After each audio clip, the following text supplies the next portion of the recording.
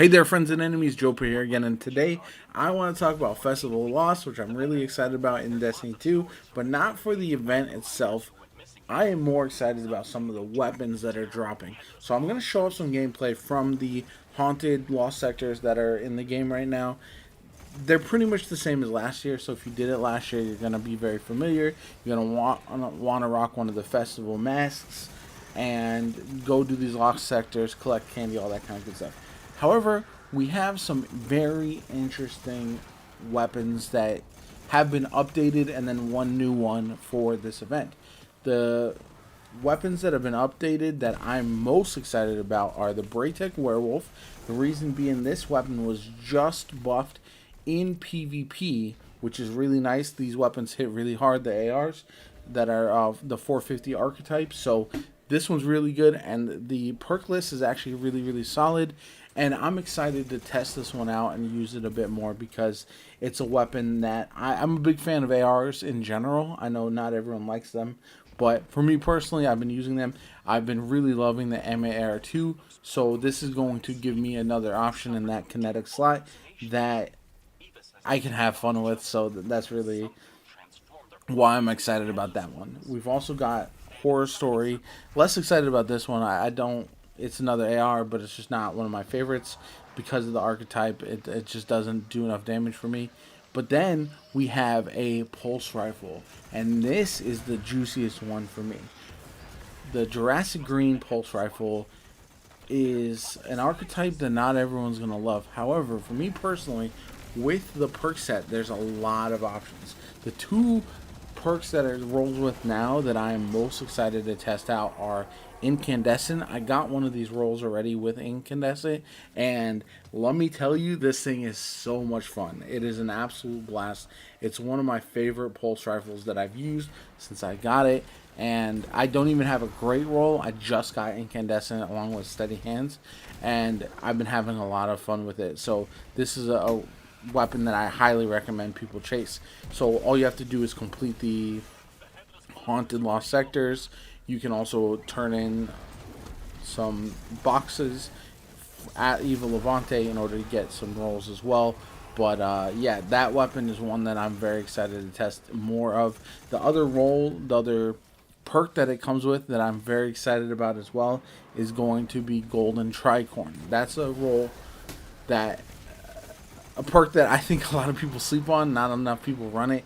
I personally, because of my playstyle, I love Golden Tricorn. I try to get it on as many weapons as I can, and not a lot of weapons roll with it. So because of that, it's a perk that I'm always on the lookout for in order to pair it with my builds. So you can have a solar build with either Incandescent or Golden Tricorn, whichever one suits your fancy, and this thing is going to be a lot of fun in my personal opinion. It's a 540, like I said, not everyone's favorite archetype, but I do think this pulse rifle absolutely slaps. You may want like backup mag or something like that on it because the reload is a little bit slow, but other than that, I think it's really solid pulse rifle that you should definitely be chasing just because of the rolls. And that's one of the things that I've really enjoyed about these events, just as a little sidebar.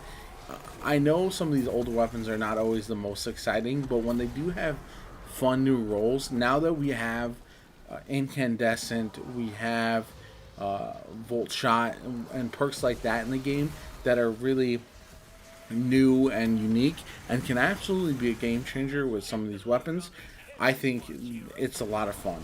So I really would advise people to chase these rolls and test them out for themselves. You're not going to like all of them. You can't craft these weapons, which is a bummer for some.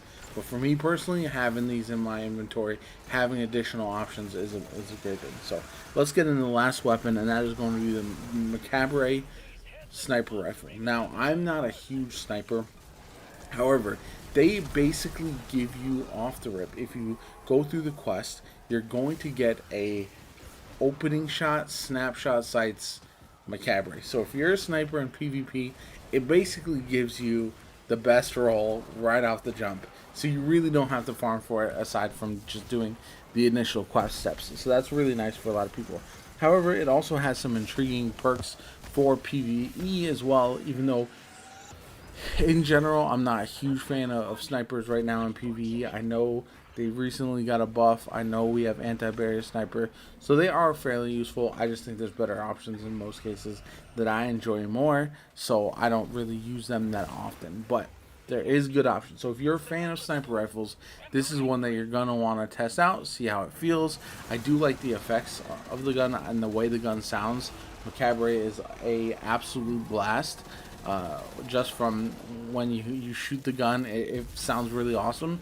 So I do like that, and I was using it in PvP for a little bit, but overall, just not my thing at the current moment. This meta is very hard to snipe in unless you've been sniping consistently, which I haven't. I like to play very aggressive, so because of that, I just haven't really used snipers in some time.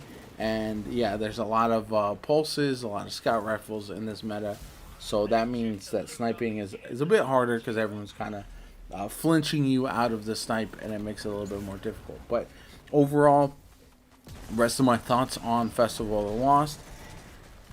I'm not surprised they kept things mostly similar. I do know people who get frustrated with these seasonal events that are just not super involved. But for me personally, I think that's just what they're going to be forever, with some minor changes, just because of the limited time that they're around. If you have an event that's only around for 3 weeks every year, it's going to be mostly for the new players, and also if you want to chase specific roles on the weapons. But other than that, there's really, and obviously you have the titles now that you can do as well. So there's reason to do it, but it's really not made for the existing players as much. And you see this in a lot of games like MMOs, where they have yearly events that don't really change over the course of time. They'll have similar rewards, similar cosmetics or whatever. And at least Destiny, one thing I'm very excited about is the mech sets for the various characters, and I think they're really, really good. I'm a big fan of them personally, so I do like that. But overall, I think this event is fine. It is what it is. I'm never going to be one who's overhyped about these limited seasonal events, nor am I going to be upset about them, because I understand what they are, what they're for, and they're just some. If you want something to do in Destiny during a downtime, that's what they are here for. And the people who don't like that and expect more from them are unrealistic, in my personal opinion, just because there's only so much development time that the developers, Bungie, are going to put into a 3-week event that comes around once a year.